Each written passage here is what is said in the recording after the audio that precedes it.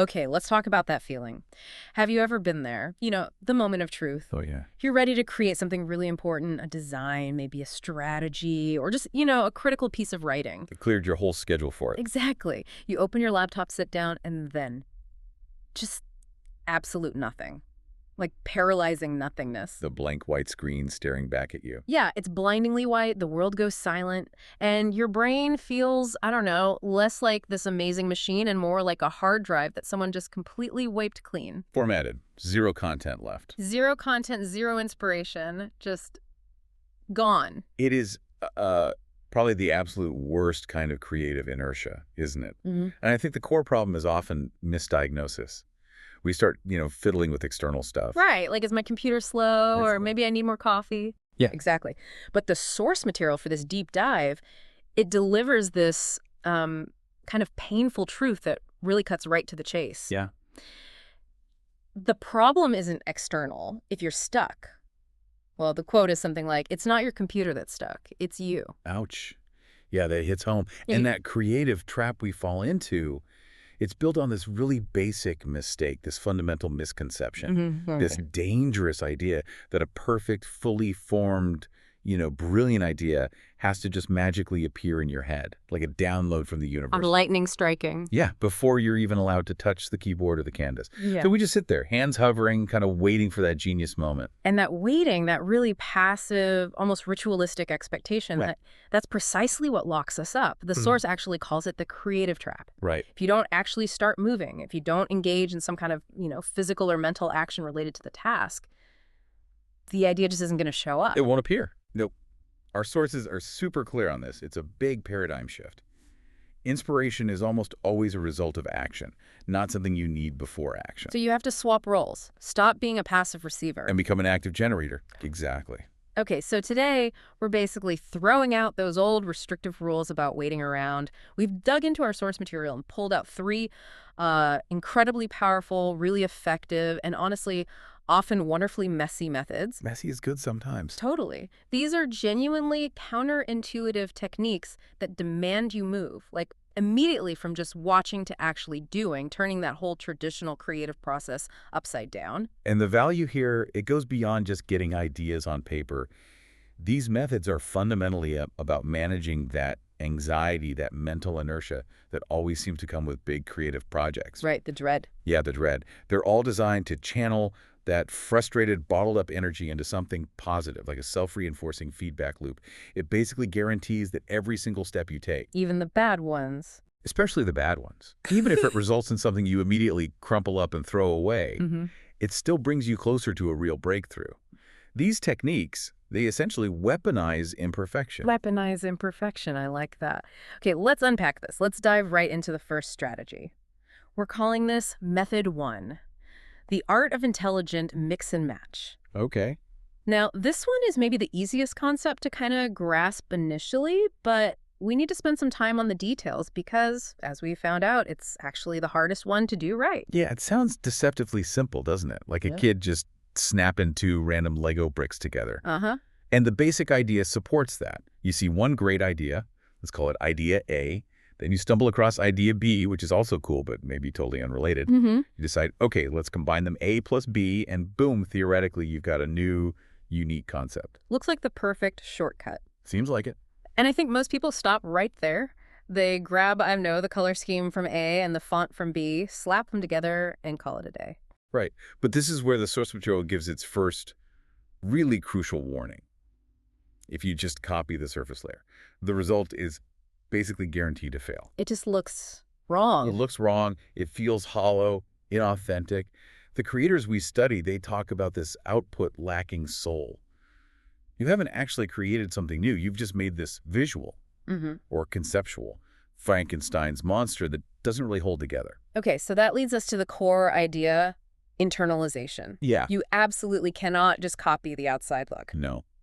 The real intellectual challenge of this method is that you have to analyze why the original idea works, what's the underlying principle, and then you internalize that core understanding. So you're stealing the principles, not the finished product. Exactly. You're stealing the blueprint, not the building. Okay, so if you're looking at idea A, you shouldn't just think, oh, that's a nice blue. You have to put on your detective hat, right? Ask deeper questions. Much deeper, like why is this captivating? Is it the striking color palette? And if it is, what's the actual ratio of saturation to hue that's creating that emotional feeling? Or maybe idea B is successful because of its brilliant structural design. The source uses this great phrase like structurally awesome. What makes it structurally awesome? That's it. You need to understand the underlying mechanics. Things like hierarchy, rhythm, visual weight, maybe narrative structure in writing. For instance, you see a really well-designed app interface, idea A. Okay. You might notice its structural genius is how it guides the user's eye super efficiently from, say, the main action button to the confirmation. Now, that insight has nothing to do with the color blue. It's about engineered efficiency. Exactly. It's the underlying mechanism. So only by truly understanding those principles, those blueprints, can you genuinely adapt that concept and integrate it into a completely different area, your own project, and give it your own flavor. Right. And that transformation, that's the difference between just shallow copying and real creative synthesis. Intelligent mix and match. Okay, this makes sense. Do we have an example? We have a fantastic real-world anecdote from the source material that shows this internalization process perfectly. It actually moves the idea from graphic design into sort of strategic thinking. But the principle holds. Oh, interesting. So the creator was totally stuck trying to design a commercial coffee poster, just completely blocked on the visual language. In there. Yeah, until they unexpectedly stumbled upon an electronic product poster. Not coffee, not even food. Nope, totally different industry, high-tech electronics. Yeah. And what caught their eye wasn't the gadget itself, but how the really critical information, specifically the pricing numbers, were designed. The number. The numbers. The design of those numbers was so visually compelling, they felt it was just too cool to ignore. Okay, so the first instinct might be, oh, I'll just use a futuristic font like that on my coffee poster. Right. But that would have been the surface copy. That leads straight to the Frankenstein poster we talked about. The coffee monster. The coffee monster, yeah. So the deep dive started with the question, why is this element so effective? What's the subtle mechanism actually doing here? And what did they find? The creator's analysis found this really fascinating, subtle technique. The electronic poster used a very delicate, almost hidden texture effect, specifically just on the price numbers. Texture on numbers. Yeah, it wasn't loud or obvious. It was just enough to give the numbers a stronger, sense of presence, more visual weight. And crucially, it harmonized perfectly with the sleek, metallic look of the electronic gadget. It felt integral, not tacked on. Ah, okay, so it blended in while standing out. Precisely.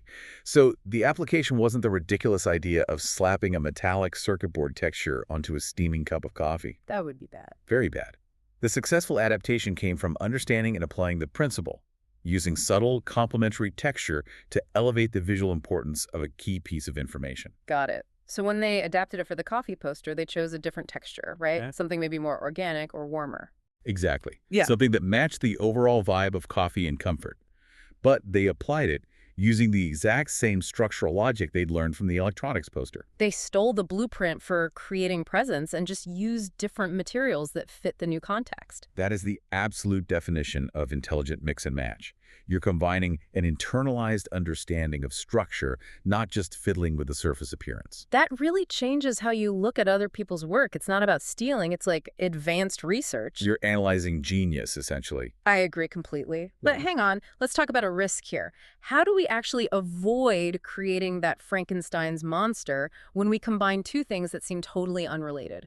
That line between brilliant synthesis and just absurd collision feels really thin. It can be. The source suggests a sort of two-step test to help avoid that collision. First is the test of purpose. Okay, purpose. Before you integrate, you have to clearly define the purpose of the principle you're borrowing. In that coffee example, the purpose of the texture was to elevate importance. If the element you want to borrow doesn't have a clear, functional purpose in your new context, just ditch it. Don't force it. Makes sense. What's the second test? Second is the test of tonal integrity. Does the borrowed principle clash with the emotional feeling or the narrative tone of your existing work? So like if my project is really playful and fun. Right, and you borrow a structural idea from something that's super rigid and serious, they'll probably repel each other visually or conceptually. You have to make sure the combination maintains a cohesive emotional story, no matter how different the original sources were. That's fantastic. That gives you an immediate filter to run ideas through. Purpose and tone. Okay. Okay, so if method one is all about this, like, surgical precision of smart research and analysis, what happens when that analysis itself paralyzes you? Good question. What if you're so worried about making that Frankenstein monster that you can't even bring yourself to start researching or combining things? That's where we transition perfectly to method two. It's almost the opposite approach, sheer brute force of Okay, vulnerability. brute force. I'm listening. Yeah, this is the critical shift. We're moving from that careful intellectual analysis to just pure physical action. Method two is called the action cycle. Addition first, subtraction second. Addition first, subtraction second. And this strategy directly tackles that paralysis that comes from trying to be perfect right from the start. Okay, hold on though. I have to play the role of the blocked creator again here. Wait a minute. If I'm already feeling creatively blocked, anxious about the project, forcing myself to immediately start drawing, say, 50 really ugly drafts or coding some prototype that barely works, doesn't that sound like a recipe for just burnout and frustration, like unproductive busy work? That is precisely the anxiety the source tackles head on. And it's exactly why the method feels so counterintuitive. The goal in this first phase, the addition phase, is not to create quality. Not quality. Nope. The goal is to shut down your inner critic and completely override that instinct for perfection. The source literally encourages starting immediately, stressing that real inspiration actually emerges in the middle of learning and doing. Ah, that phrase, learning as you do and doing as you learn. Exactly. It's an active feedback loop, not like sitting back and studying passively. So the addition phase is this initial, totally unrestrained period of just generating sheer volume. Let's stick with the logo design example. You okay? You start immediately drawing just a massive pile of rough drafts. And the source is really honest about this, saying these first drafts are so messy and ugly that the creator is actually embarrassed to show them to anyone. And that permission to make ugly things, that's the psychological key. When you remove the pressure of having to show it, or even judging it yourself too harshly, the dam just breaks. Inspiration starts to flow because you're just generating raw material without that heavy hand of the inner critic constantly demanding excellence. The creator described it beautifully, saying inspiration starts coming out like a fountain, one idea after another, just generated purely through the physical act of making stuff and the sheer volume. You're basically using quantity as a tool to unlock quality later. Precisely. You're training your brain to think with your hands, in a way. Okay, but creation, especially that kind of high-volume creation, sounds exhausting. What happens when the fountain runs dry? When you feel like your brain is just totally depleted? The source called it being squeezed dry. Yeah, you hit a wall. And that's when you refuel. But, and this is crucial, you refuel strategically within the cycle. When you hit that wall, the source advises looking at others' designs again. But this time, it's explicitly not for surface copying, and it's not just for general inspiration. This look is focused entirely on learning new structural approaches or maybe stylistic tricks that you can then incorporate into the rough work you've already done. Ah, I see. So you're not looking for a whole new idea, but maybe a missing piece for the ideas you already have. Exactly. You're looking for a specific key to unlock the next round of additions. Okay, so it's not like starting over. It's getting a necessary input. You might look at 100 other logos and realize, oh, wait, I haven't tried an asymmetric structure yet. Right. And then you immediately go back to your own pile of messy drafts and try that specific structural key, maybe generating 10 more messy ideas based on that. That's the continuous reinforcing loop. You do, you get stuck, you seek targeted input, and you immediately return to doing. Which brings us directly to the second phase of this whole strategy, subtraction. Right. Addition first, then subtraction. Let's break down the full formula, maybe use a slightly broader example than just logos, show how it applies elsewhere, like, say, designing the core strategy document for a big new product launch. Perfect example. Okay, first phase, addition. The collection and volume phase. This means extreme gathering and drafting. For a product strategy, this translates to drafting every single possible angle you can think of. Like what? Like the high-risk, high-reward plan, the slow and steady conservative plan, the disruptive low pricing plan, the premium brand loyalty-only plan. You're maybe generating 5 wildly different 80% complete documents, not trying to perfect one 10% outline. Wow, okay. So you're going for sheer breadth and volume, just covering all the bases, even if they conflict. Absolutely. Saturating the field of possibilities. And yeah, most of these draft documents are probably going to be conflicting, maybe poorly argued in places full of flaws. That must feel really overwhelming, having all that raw, messy stuff. It probably does initially, but that raw, ugly volume is the entire point, to exhaust the possibilities and generate the maximum amount of potentially reusable material. You're saturating yourself with options. Okay, so you've got this massive pile of draft strategies. What next? Now you move to the second phase, subtraction, the filtering and culling phase. This is where your critical judgment comes back online. But crucially, this time, it's applied to the content you've already created, not to some impossible external standard of perfection. Right. So the editing knife comes out, and you said you have to be ruthless. Absolutely ruthless. That's the word the source implies. Yeah. You systematically go through everything you generated. You identify and pick out the elements that are genuinely strong. Maybe the core messaging from Plan 3, the logistical efficiency ideas from Plan 5, some compelling language from Plan 2. And the rest? And you start ruthlessly discarding the elements that are poor, flawed, redundant, or just ineffective. This source calls it throwing away the rotten ones. Yeah. You slowly filter down that huge, messy pool of material into a lean, focused, highly usable, and ultimately original core strategy. That is actually genius, because you're using physical action, the addition phase, to generate all the content first, bypassing that initial paralysis of the blank page. And then you use your critical analysis skills, the subtraction phase, to refine, filter, and elevate that content. You never really start from zero, and you never waste time just sitting there waiting for the perfect outline to magically appear. And that, right there, is the positive feedback loop in action. Yeah. The more you actively collect and create addition, the more raw material and usable ideas you generate. And critically, the more ideas you have floating around, the more motivated and excited and weirdly confident you become. Even with the messy stuff. Especially with the messy stuff, because you know there's gold in there somewhere. This whole mechanism ensures a continuous, self-sustaining flow of inspiration. You're always moving, always iterating, always generating new paths forward. It effectively kills the whole paralyzing idea of the blank slate forever. It really does fundamentally shift your focus, doesn't it? From waiting for genius to just managing a high-volume process. That shift alone feels incredibly liberating. It is. But, okay, let's consider the absolute worst-case scenario. Let's say you've tried Method 1, the intelligent mix and match. You've analyzed, you've tested for purpose and tone. Then you move to Method 2, addition-subtraction. You've drawn the ugly things, collected everything, subtracted ruthlessly, and yet somehow your brain is still completely frozen. Still stuck. Still stuck. You feel mentally just fried, like a computer that's crashed after running way too many programs at once. Okay, that brings us neatly to Section 3. And this one is perhaps the most difficult method for the modern, always-on, productivity-obsessed person to actually swallow. Uh-oh. Method 3, strategic delay and the power of boredom. Strategic delay. Boredom. That sounds like giving up. It can feel like it, but it's strategic. This is the ultimate reset button. It's the moment when you have to consciously stop forcing it entirely. Right when conventional wisdom is screaming, push harder, stay up later, grind it out. Exactly.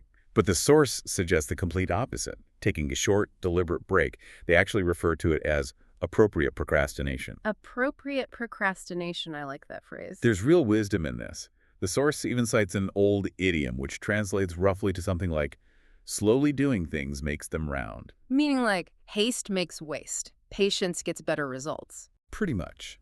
When you're creatively blocked after really intense effort, it genuinely might not be a lack of ideas anymore. It might simply be intense, acute mental fatigue. Your brain is just overloaded. Yeah, the source uses that funny metaphor, calling the brain a draft animal. Yes, or a beast of burden. And that metaphor is key. A draft animal is built for hard, sustained work, right? But if you whip it relentlessly without rest, it will eventually just collapse. It needs to catch its breath. It simply needs to catch its breath. So the strategic break is essential. It helps alleviate that acute anxiety and the physical exhaustion that comes from banging your head against the wall. So what kind of break are we talking about? Napping? Going for a run? Critically, the source emphasizes these breaks need to be purely enjoyable and non-productive in terms of the project. Non-productive? Yeah, like taking 10 minutes to watch a completely silly YouTube video or stepping away to actually enjoy a cup of tea or a snack you like.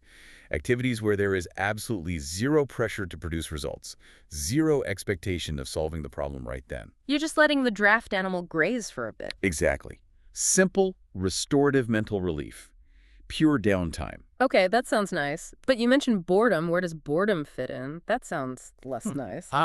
But the boredom is the real psychological secret weapon here. That's the element that actually makes this method work. Oh. Appropriate boredom, achieved strategically after you've exhausted the other methods, acts as the mind's hidden restart button. Think about it. When you're actively stuck and exhausted, trying desperately to force a thought, your brain is stuck in this state of hyperfocus and high anxiety. Right, and that hyperfocus often means you're just cycling through the same bad ideas over and over again, unable to see any other options, like tunnel vision. Exactly, the forest for the trees problem. So the best way to hit reset is to stop giving your brain any new input and, crucially, stop demanding any output. So, literally do nothing. The instruction is incredibly simple. Yeah. Do absolutely nothing. Just space out, stare at the ceiling, maybe count the dust bunnies under your desk, if that's your thing. Yeah. When you truly stop consciously wrestling with the problem, your subconscious mind finally gets the quiet space it needs to process all that information you crammed in during Method 2, the addition phase. So it's still working in the background? Potentially. That latent, unresolved inspiration, sometimes it just slips back in without you consciously trying. The answer appears when you stop looking for it so hard. Okay, doing nothing. That sounds genuinely terrifying in today's world. Our modern, hyperstimulated, always-on culture, every spare second feels like it needs to be filled by pulling out a phone or multitasking. It is terrifying for many people, and that very resistance highlights why this method can be so powerful, yet so difficult. If you immediately replace the work with more consumption, like scrolling social media, reading news feeds... You're just swapping one kind of overload for another. Exactly. You haven't created the necessary cognitive vacuum. True boredom requires denying the brain that easy dopamine hit of new stimuli. You're almost forcing it inward to process what's already there. Okay, is there proof this works, like in an anecdote? Yeah, the creator confirms this with her own very relatable personal story.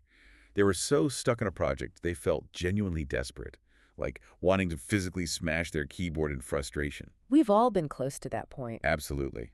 They realized they'd completely exhausted the draft animal, so they just stopped. They went outside, found a bench, and spent half a day literally just spacing out, doing truly nothing productive. Half a day of nothing. Wow. And when they came back to the project the next day, the blockage had just mysteriously cleared itself up. The problem hadn't been solved by more grinding. It was solved by temporary, complete mental disengagement. So the subconscious mind, having been fed all that raw material from the addition phase. Right, from Method 2, it was finally allowed to run its own background computations while the conscious mind just rested. It's kind of like unplugging a computer that's overheating. You let it cool down before plugging it back in, and often it runs smoothly again, refreshed and functional. Okay, that makes sense. But, and this feels like a big but, we absolutely have to talk about the critical warning attached to this, the line between strategic rest and just giving up entirely. Yes. The rest must be appropriate in duration. Appropriate. How long is appropriate? This is the razor-thin margin between recovery and total collapse into inaction. Resting for too long leads directly to what the source calls lying flat. Lying flat, like becoming totally inert. Total, prolonged inaction. The source warns that if you lie flat for too long, mental inertia takes over completely. Trying to restart the creative process after that feels like trying to peel yourself off the sofa after binge-watching for a whole day. Yeah. That initial resistance feels 10 times worse. Exactly. The anxiety comes back, maybe even stronger, and re-entering that action cycle feels almost impossible. The momentum is gone. So the trick is figuring out the duration. How long is too long? It must be personal, right? It's definitely highly personal. But based on the source material, we're likely talking hours, maybe a full day at most, not like a week off. It needs to be enough time to clear that acute anxiety and mental fog, but not so long that the positive momentum you built up during Method 2 completely evaporates. Moderation is absolutely the key. Moderation transforms strategic delay into a genuine reset button. Instead of a permanent stop button. Yeah. Exactly. You're managing your creative momentum, not just sacrificing it. Wow. Okay, this has been a really fascinating journey. We've gone from that high-pressure demand for instant genius all the way through to these really practical, actionable, sometimes low-pressure, and often quite messy techniques. It's a very different way of looking at creativity. Definitely. Okay, so just to recap quickly for you, the listener, Method 1, intelligent mix and match. That's where you need to analyze the underlying structure and principles of great ideas before you combine them. Right. Turning surface copying into deep analytical research. And remember the tests, purpose and tonal integrity. Then Method 2, addition first, subtraction second.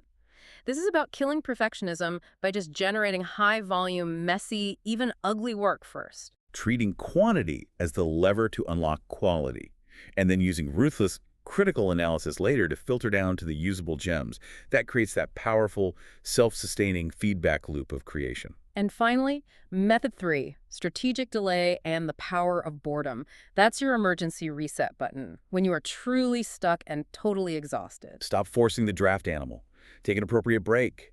Deny yourself new input for a bit. Allow that cognitive vacuum of boredom to maybe clear the blockage. But crucially, jump back into the action cycle before the inertia of lying flat takes permanent hold. The overarching message through all three methods seems really clear. Creation is inherently an active process. It's driven by your will, by process management, not by waiting for some mystical inspiration to strike. Don't wait for the idea to appear. Use these methods, especially the messy and uncomfortable ones, maybe to actively force the idea out of hiding. Yeah, get your hands dirty. Okay, and that leads us to maybe a final thought, something for you to mull over as you start integrating these techniques. If creative insight, especially like we saw in Method 3, relies so fundamentally on the space created by inaction, by low stakes, by reduced anxiety, if it really seems to require the mind to be genuinely bored sometimes to achieve that essential restart, what does that imply about our modern cultural pressure? This constant push to be productive, constantly stimulated, always consuming new information? It's a great question. If the subconscious mind actually needs quiet processing time to synthesize complex ideas, maybe connect those dots from Method 1 and Method 2, then our modern information-saturated lifestyle could be fundamentally working against deep creative work. So is intentionally doing nothing, deliberately creating that cognitive space, embracing boredom in a world that bombards us with information, is that possibly the single most powerful form of creative resistance we have available today? It's definitely something to think about, isn't it? Especially the next time you feel blocked and automatically reach for your phone instead of maybe just staring at the ceiling for 5 minutes. A fascinating thought to end on. And with that, we conclude this deep dive.